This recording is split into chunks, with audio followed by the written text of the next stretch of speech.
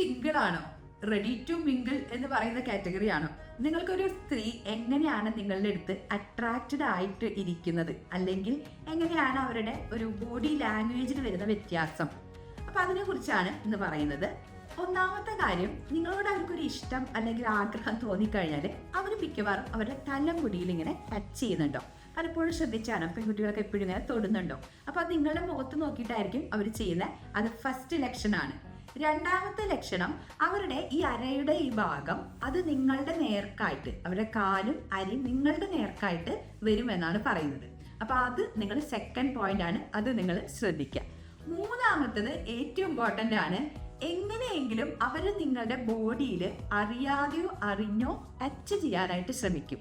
ഒരു ചെറിയൊരു തൊടല്, ചിലപ്പോൾ ഫോൺ വാങ്ങിക്കാനുള്ള വ്യാജാനൊക്കെ ആയിരിക്കാം, പക്ഷെ നിങ്ങളിത് തൊടാനായിട്ട് അവർ ശ്രമിക്കും. അപ്പൊ ഈ 3 സിഗ്നല് നിങ്ങൾക്ക് ഇമ്പോർട്ടൻ്റ് ആണ്. നിങ്ങൾക്ക് ഇങ്ങനൊരു അനുഭവം ഉണ്ടായിട്ടുണ്ടോ? നിങ്ങൾ ഉണ്ടെങ്കിൽ അത് കമന്റ് ചെയ്യും.